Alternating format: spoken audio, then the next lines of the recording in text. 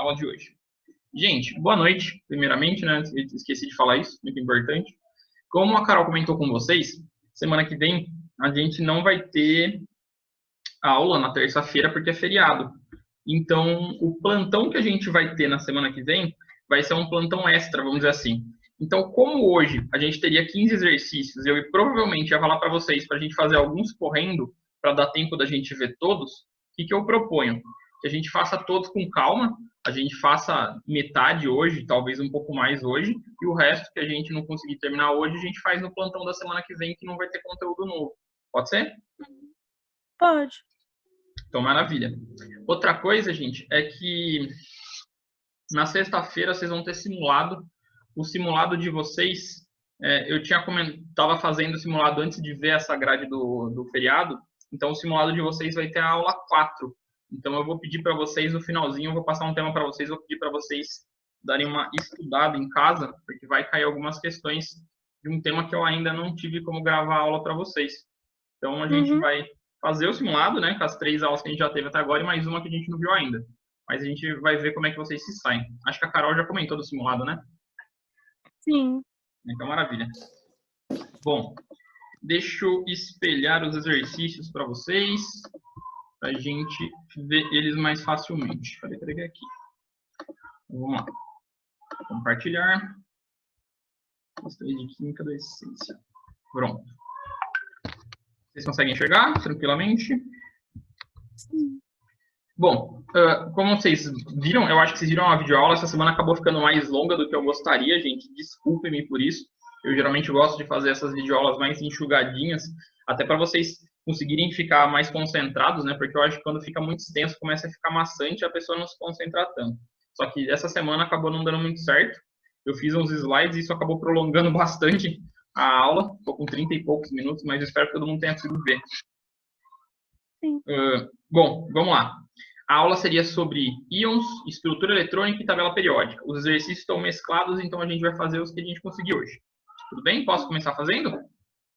Pode. Então, vamos lá. Primeiro exercício fala assim: considerando a primeira energia de ionização, assinale a afirmação verdadeira. Ele vai dar várias. Só para lembrar, galera, energia de ionização justamente é a energia que eu preciso fornecer para um elemento para mim conseguir arrancar dele um elétron.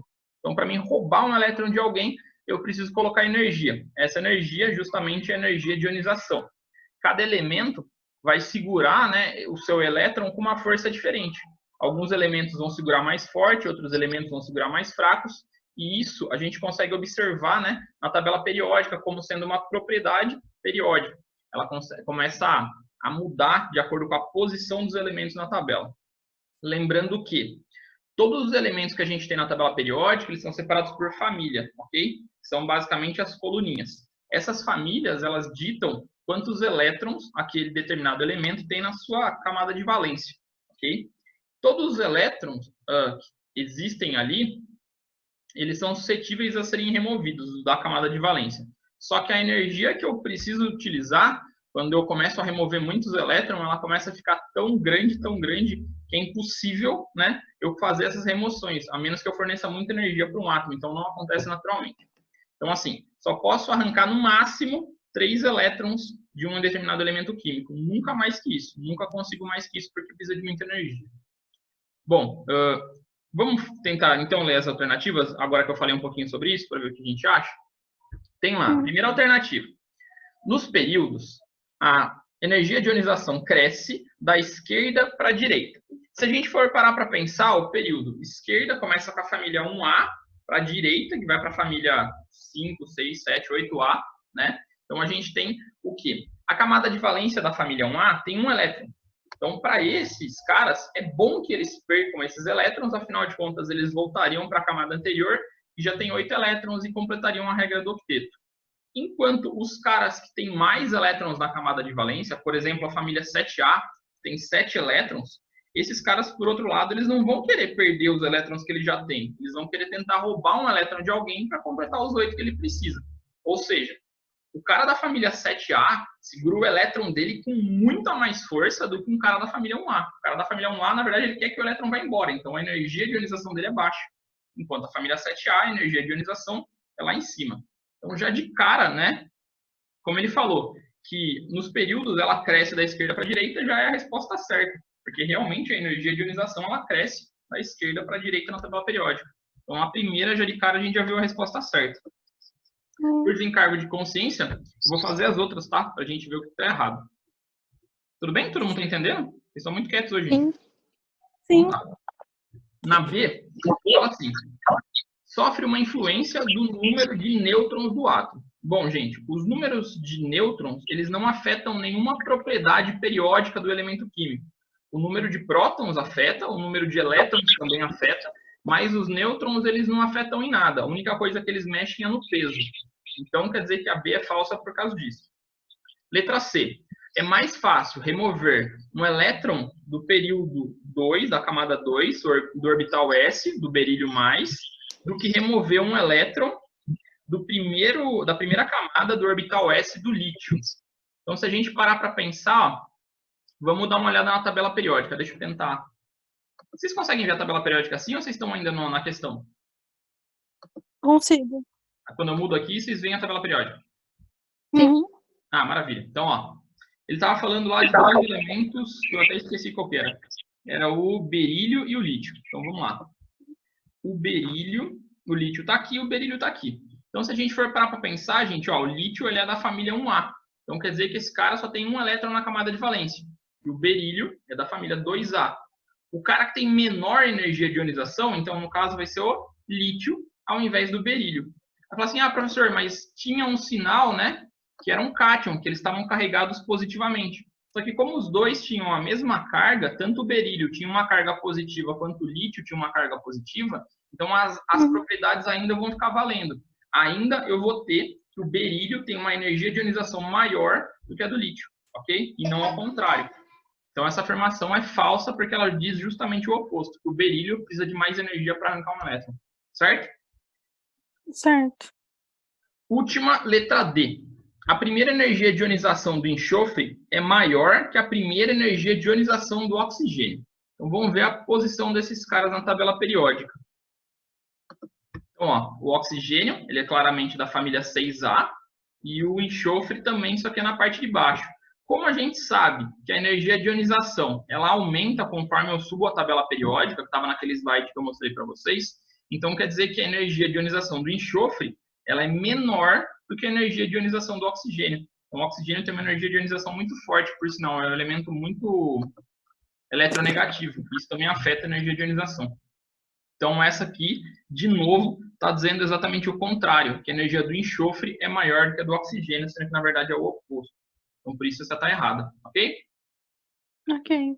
Número 2, então, gente. A 2, ela fala assim, metais como cobre, zinco... Alguém vai falar alguma coisa? Não? Não. Tá. Metais como cobre, zinco, cobalto e molibdênio, possuem função biológica conhecida e são constituintes obrigatórios para o metabolismo dos seres humanos. Por isso, são considerados essenciais, porém, não podem ser ingeridos em alta concentração, pois são suas propriedades.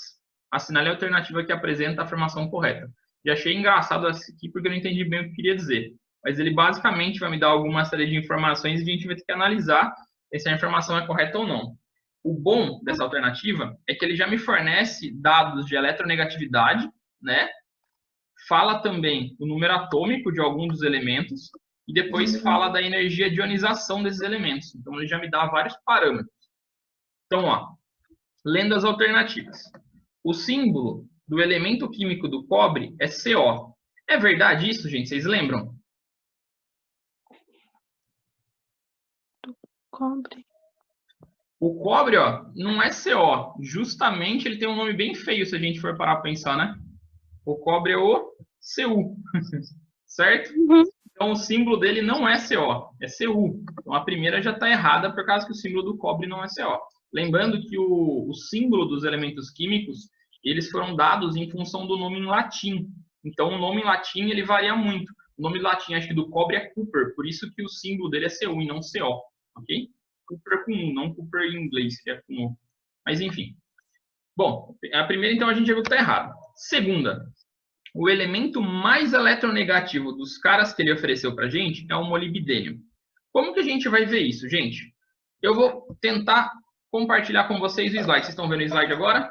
Sim, não, talvez. Não. Sim? Eu não.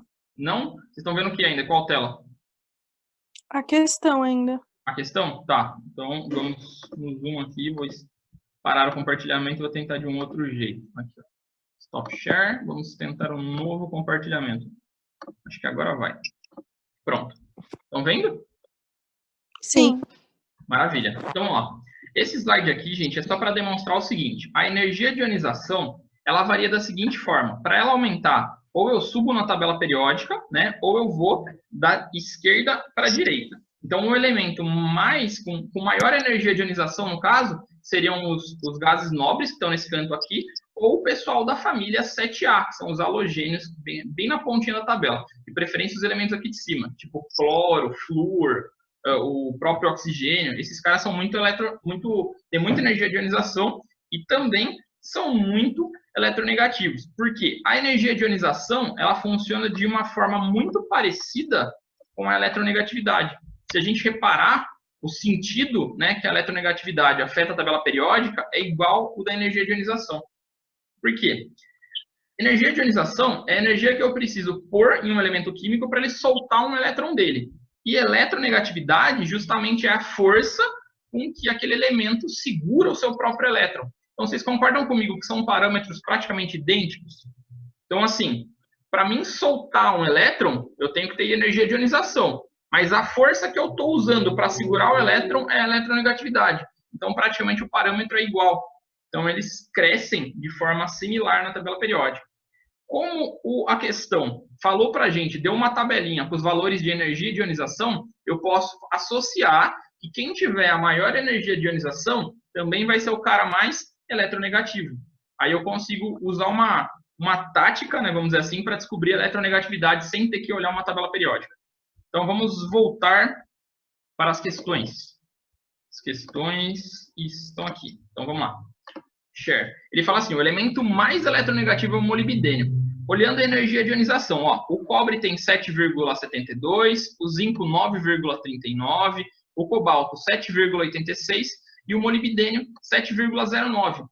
Dos valores, ele é o cara que tem o valor mais alto de energia de ionização? Não. Não. Então, ele também não é o elemento mais eletronegativo. Então, a gente já sabe que a B é falso. Beleza? Uhum. Próximo. O zinco e o cobre estão na mesma família. Bom, gente, só para pensar, o cobre é considerado praticamente um metal nobre. Se a gente for olhar na tabela periódica, aqui, ele está aqui, ó, certo? Ele está nessa família aqui, que é a família, se eu não me engano, 9B. De cabeça, não tenho certeza. Deixa eu ver se eu acho aqui, ó. Não, orbitais.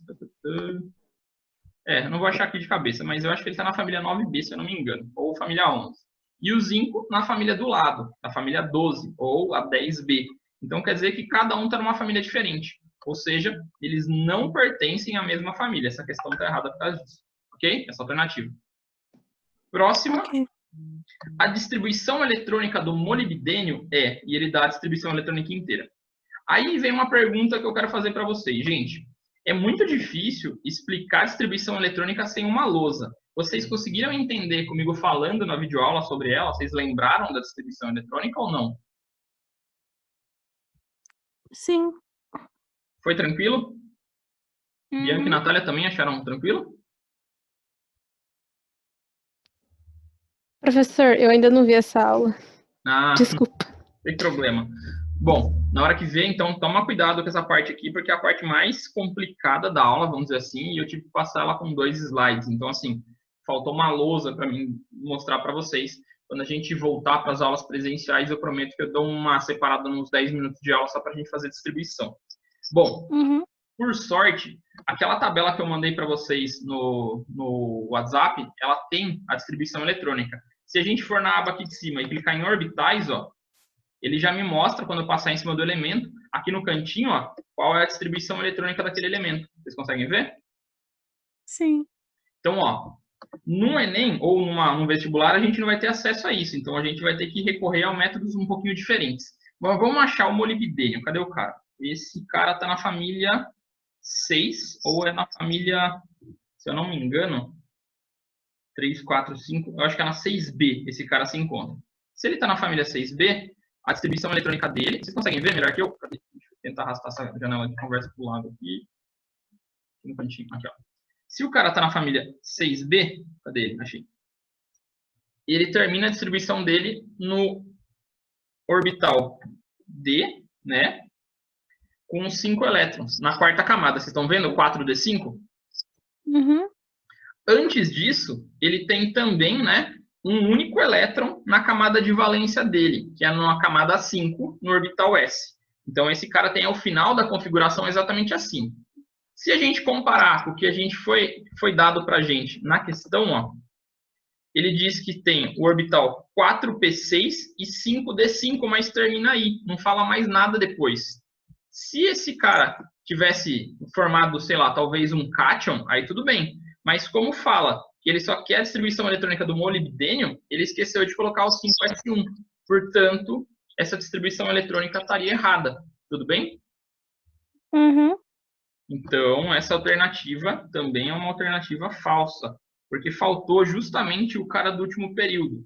Se a gente pudesse dar uma olhada também, a gente ia ver que o molibdênio, ó, ele está na quinta camada. Então, obrigatoriamente, né, o último elétron que ele vai ter que ser no período 5. E ali, se a gente olhar nas questões, a questão só termina no período 4, não tem nada do período 5 falando. Então, estaria falsa por causa disso, porque esqueceram de um único elétron na última camada. A última a gente já sabe que é verdadeira, afinal de contas todas as outras foram falsas, mas vamos ver por quê. Ele diz assim, ó, o zinco é o elemento que possui maior energia de ionização se comparado ao cobre e ao cobalto. Então vamos lá, o zinco, o valor que ele me deu de energia de ionização é 9,39, o cobalto 7,86 e o cobre 7,72. Então realmente o zinco tem a maior energia de ionização. Resposta certa, então, seria a letra E. Tudo bem? Tudo bem. Próxima questão. Essa questão agora não tem como fugir da distribuição eletrônica, é pura distribuição eletrônica. Diz assim: as propriedades das substâncias químicas podem ser previstas a partir da configuração eletrônica de seus elementos. De posse do número atômico, pode-se fazer a distribuição eletrônica e localizar a posição de um elemento na tabela periódica, ou mesmo prever as configurações dos seus íons, sendo o cálcio pertencente ao grupo dos alcalinos terrosos. Galera, sem olhar na tabela periódica, vocês lembram qual família que é a dos alcalinos terrosos? Não. Não? Então, ó, a primeira família é dos alcalinos. A segunda família, né, a família 2A, dos alcalinos terrosos. Aí a gente tem a família 3, 4, 5, que não tem nome. A família 6 é chamada de calcogênios, a família 7 de halogênios, e a última família, que é a 0, ou a 18, ou a 8A, é a dos gases nobres.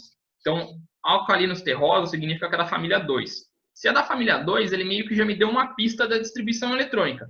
Quantos elétrons tem todos os elementos da família 2, na última camada? 2.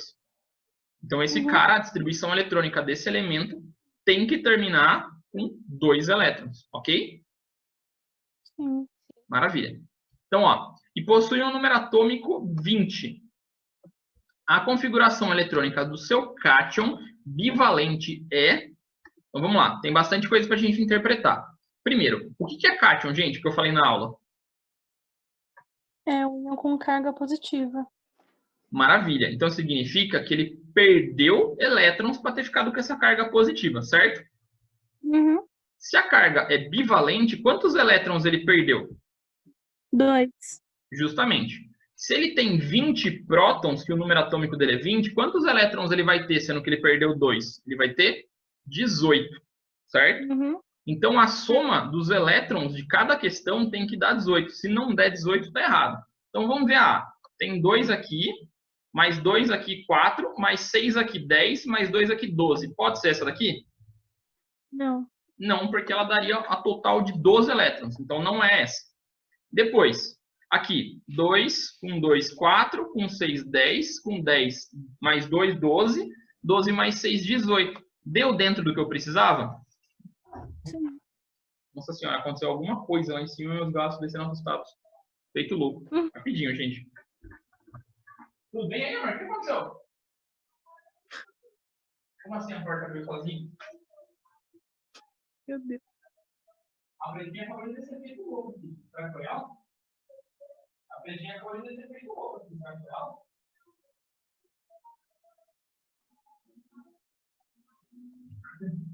Meu Deus, que absurdo, mano. Oi? Tô.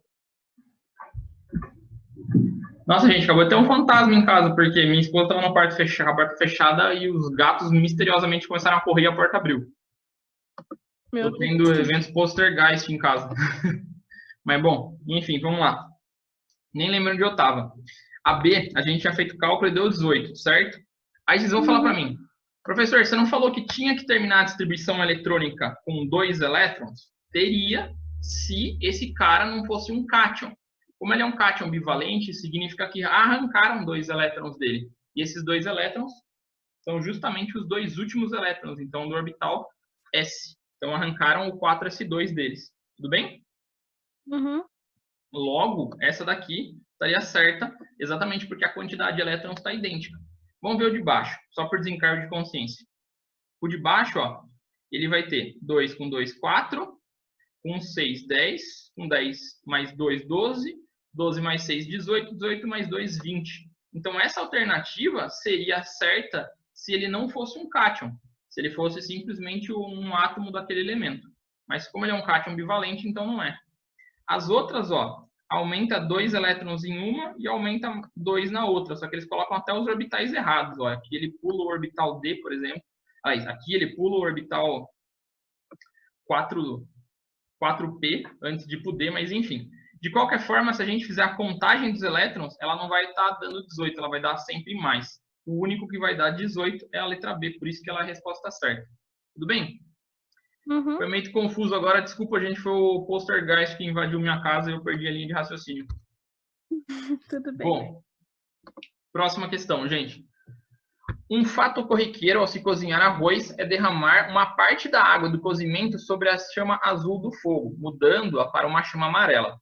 Essas mudanças de cor, elas podem suscitar interpretações diversas relacionadas às substâncias presentes na água do cozimento. Além do sal de cozinha, que é o NaCl, nela se encontram carboidratos, proteínas e sais minerais. Cientificamente, sabe-se que a mudança de cor da chama ocorre pela... E a gente tem que terminar a frase. Essa questão em especial, gente, ela está mais relacionada com o que a gente falou na aula passada do que com essa. Ela está dentro daquilo que eu falei para vocês de Bohr, quando o Bohr descreveu os modelos atômicos. Lembra que ele falou que quando alguns elétrons eram excitados, eles saltavam para orbitais para frente e liberavam uma quantidade específica de energia? E fazia-se liberação de energias de cores diferentes de acordo com a distância que aquele elétron percorreu? Uhum. Bom, então isso, né, tem tudo a ver com o que Bohr falou das camadas. Então, seria quase o tema da aula passada, mas vamos ver como é que ficaria a resposta. Letra A reação do gás de cozinha com o sal, volatilizando o gás cloro. Bom, gente, se sal de cozinha soltasse gás cloro, a gente literalmente morria dentro de casa. Porque ele é um composto muito estável, ele não pode soltar gás cloro, senão a gente ficaria asfixiado. Se fosse num ambiente fechado, como uma cozinha, por exemplo. Então, essa resposta não tem nada com nada. B. Emissão de fótons pelo sódio excitado por causa da chama. Tem a ver com o que eu estava falando agora para vocês? Sim. Sim. Fóton justamente é o nome da energia luminosa que ele libera. Então, tá certo essa aqui. Ela emite essa energia quando ele está em um estado excitado, quer dizer que quando os elétrons saltam de um orbital, de uma camada para a camada da frente. Então, essa resposta é a resposta certa da questão, a letra B. Depois, vamos ver as outras por desencargo de consciência. A letra C, ela diz assim: a produção de derivado amarelo pela reação com o carboidrato. Bom, de novo, né? Ele está querendo dizer que tem uma reação química ali do que caiu do fogão com o gás de cozinha. Essa reação não acontece, gente, porque o gás de cozinha ele já está sofrendo uma reação química que é a própria combustão. Então, ele não vai ter como reagir com a própria água do cozimento do arroz. Ele já vai estar reagindo, né, para liberar energia com o próprio oxigênio atmosférico. Então, essa daqui também não tem nada com nada. Letra D. Reação do gás de cozinha com a água, formando o gás hidrogênio. Então, de novo, se jogasse gás de cozinha junto com água e formasse gás de hidrogênio, a gente estava lascado, porque o gás de hidrogênio é inflamável. Isso também não acontece. Por último, excitação das moléculas de proteína com formação da luz amarela. Bom, gente, as moléculas, como a gente bem sabe, é uma união, né, de vários átomos, né? E quando a gente fornece energia para uma molécula, normalmente essa molécula muda de forma, ela muda de jeito, ela se rearranja, vamos dizer assim. Então, quer dizer que ela não tem a capacidade de soltar luz, mas sim sofrer deformação. Se eu colocasse calor numa molécula orgânica, ela ia degradar. Quando eu coloco um bife, por exemplo, que é uma molécula orgânica, numa frigideira, ele vai ser frito justamente porque está tendo um rearranjo dos átomos para formar uma nova molécula dentro do bife. Então, isso também não está acontecendo. Como eu falei para vocês, essa emissão de luz é por causa de um estado excitado, né? Os próprios elétrons. Então, a resposta B é a resposta correta. Tudo bem? Uhum. Estou falando muito rápido? Estou falando muito tranquilo? Dá para entender? Dá para entender. Dá para entender. Bom, 5. A 5, galera, eu vi claramente uma pegadinha para tentar tirar a gente um pouquinho da concentração. Ele fala assim: pertencem à família dos calcogênios, os elementos químicos, e ele pede para a gente identificar quais são. Lembrando que os calcogênios significam que são da família 6A da tabela periódica, ok? Então vamos dar uma batida de olho rápida, né, nessa família. Então, calcogênios, ó, oxigênio, enxofre, selênio, telúrio, polônio e livermônio. Tudo bem? Esses caras aqui todos são calcogênios. Dito isso, vamos voltar para a questão. De novo, na hora da gente fazer a prova de vestibular, a gente não vai estar com uma tabela periódica em mãos, então vai ser mais difícil a gente ter isso. A gente tem que eliminar as questões através do que a gente lembra, tá? Bom, dito isso, vamos ver. A alternativa A fala que tem dois elementos, o flúor e o bromo. O bromo, galera, não precisa muito lembrar dele porque ele é um elemento meio aleatório, mas o flúor é um dos elementos mais eletronegativos da tabela periódica, ele é um dos principais vilões, vamos dizer assim, da química. Ele rouba elétron de todo mundo que estiver perto dele. Esse cara, por ele ter essa característica de roubar elétrons, ele é da família 7A, dos halogênios e não dos calcogênios. Então, se esse cara é da família 7A, essa alternativa A já está errada, tudo bem? Uhum. Maravilha. Depois, aqui, B, oxigênio e nitrogênio. Essa é uma pegadinha, porque o oxigênio, sim, ele pertence aos calcogênios, é o primeiro elemento da família 6A. Agora, o nitrogênio, galera, ele nem é da mesma família, ele é de família diferente. Vamos dar uma batida de olho ali, ó. Então, ó, oxigênio da família 16, dos calcogênios, e o nitrogênio da família 15, ó.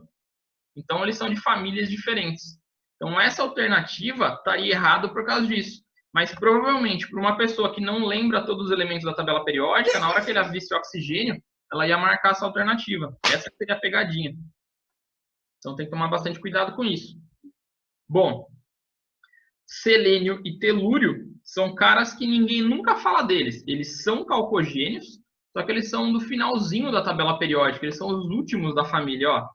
Cadê, ó? Cadê selênio e telúrio? Esses dois caras aqui, ó, são dos calcogênios, mas, como eu falei, não são muito conhecidos, eles não são elementos famosos. Então, a resposta certa é a resposta que tem eles, a letra C, ok? Uhum. Bom, por desencargo de consciência, vamos nas outras duas. Na outra, tem lá sódio e lítio. O sódio, galera, vamos lembrar do sal de cozinha. Ele é um elemento altamente reativo que se liga com o cloro. Se o cloro é um halogênio da família 7A, o sódio só pode ser um elemento da família 1A, um alcalino, né? Então, quer dizer que... Ih, acabou de mandar um tempo aqui, ó. Ok. Tudo bem, Zoom, eu te entendo que falta 40 minutos, mas deixa eu sair da minha tela, cara. Aí. Bom, voltei. Então, quer dizer que o sódio, galera, é da família 1. Se ele é da família 1, ele não é um calcogênio. Próximo que a gente tem, o estrôncio e o bário. O estrôncio, a gente viu falar o nome dele num exercício lá em cima. Esse cara é um metal de transição, então ele fica bem no centro da tabela periódica. Ele não é um calcogênio também. Então, assim, minha dica seria, eliminem as alternativas, né, que vocês têm certeza que não é, e nas outras que sobrarem, aí vocês tentam um C de Cristo, um D de Deus, né, um chute. Mas selênio e telúrio. Essa aqui eu achei realmente seria difícil. Vocês acham que vocês conseguiriam responder essa daqui sem olhar na tabela periódica? Não. Não. Essa é chatinha, tem que decorar muito a tabela periódica para poder responder isso. Bom, mas eliminem as outras. Como eu falei, dava para eliminar 3. Dava para eliminar o flúor, dava para eliminar o sódio e dava para eliminar o estrôncio. Sobraria essas duas. Provavelmente a pessoa seria levada ao erro, porque ela ia ler o nome do oxigênio, e como é o primeiro elemento da família dos calcogênios, eu acho que as pessoas iam errar bastante nessa. Se a gente tivesse como acessar a quantidade de acertos que essa questão teve na época que ela foi aplicada na prova, a gente conseguia ver se muitas pessoas caíram na pegadinha ou não, mas eu acho que sim, viu? Complicado. Bom, questão 6, gente. A questão 6, ela fala assim: a tabela periódica pode ser utilizada para relacionar as propriedades dos elementos com sua estrutura atômica.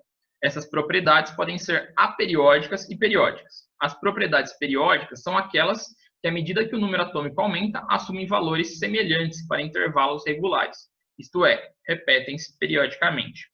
O gráfico ao lado mostra uma variação dessas propriedades. Primeira variação, energia de ionização, a gente já falou dela. E essa energia de ionização, gente, é do primeiro elétron, tá? Lembrando que a energia de ionização aumenta conforme você arranca mais elétrons. Você precisa sempre de mais energia para arrancar um segundo elétron, ok?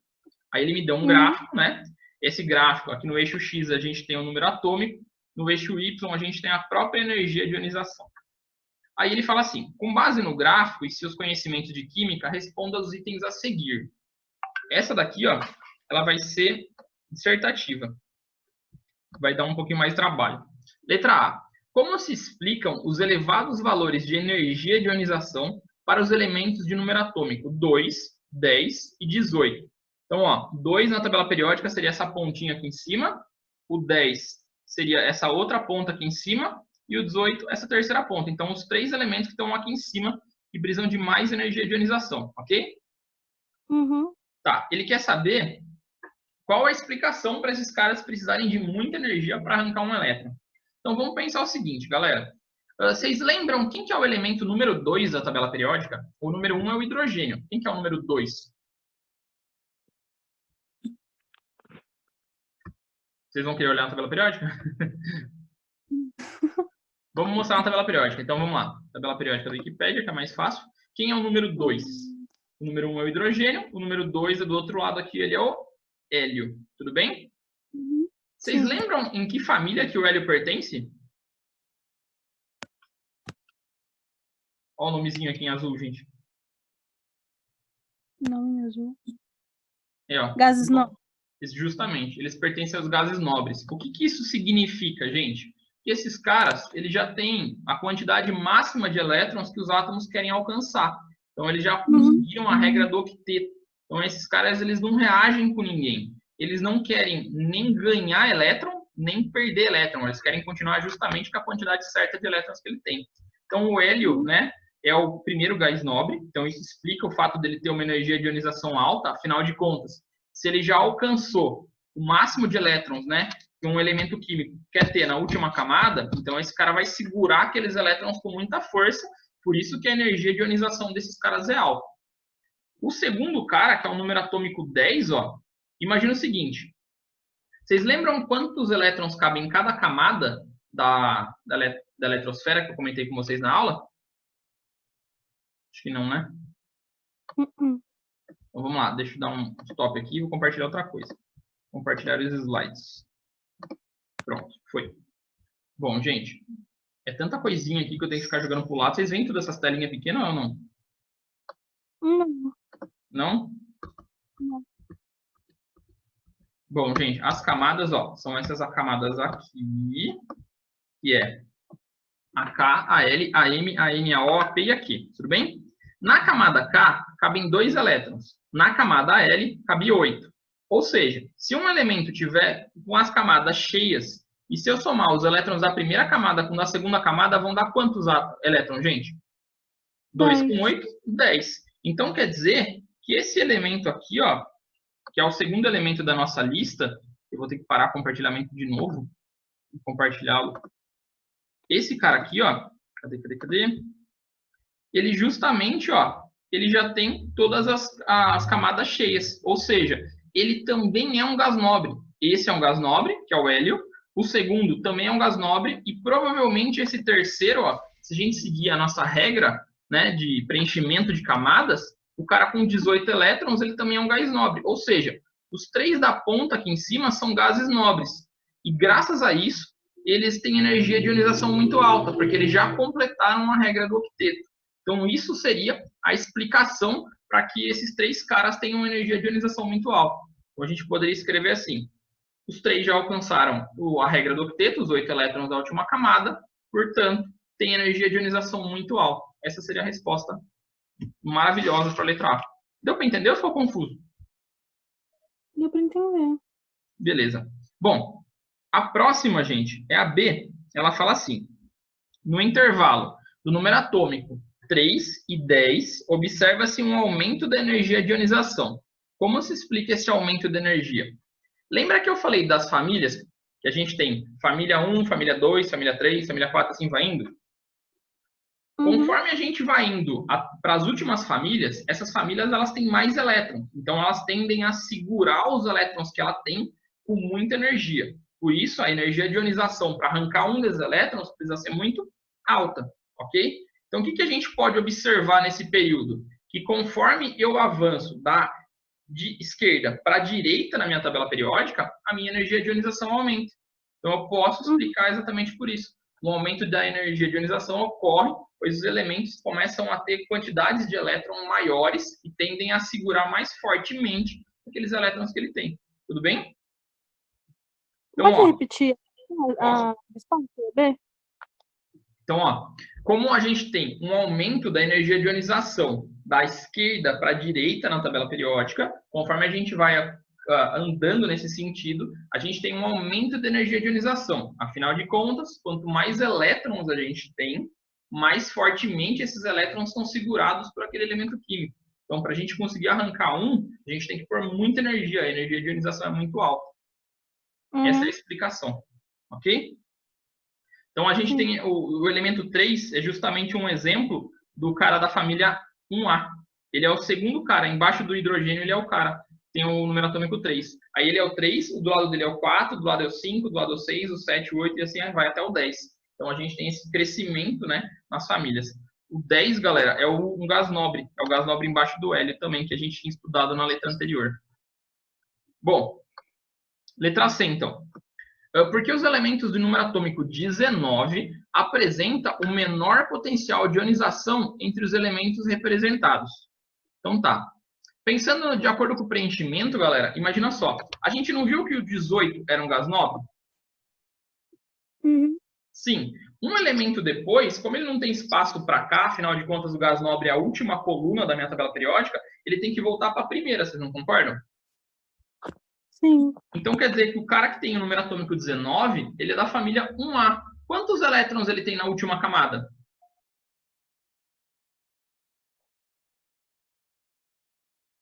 Se ele é da família 1A, ele tem um elétron, gente. Sempre a família determina quantos elétrons tem. Família 1A tem um elétron, família 2A, 2 elétrons, e assim vai indo.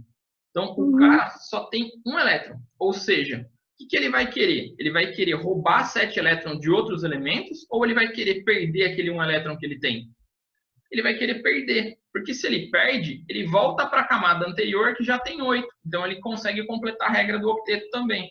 Então, esse cara tem uma energia de ionização baixa porque ele está praticamente dando embora, querendo se livrar do elétron que ele tem. Essa seria a nossa explicação, ok? Então, a gente pode dizer que ele apresenta o menor potencial, porque ele é da família 1A e só tem um elétron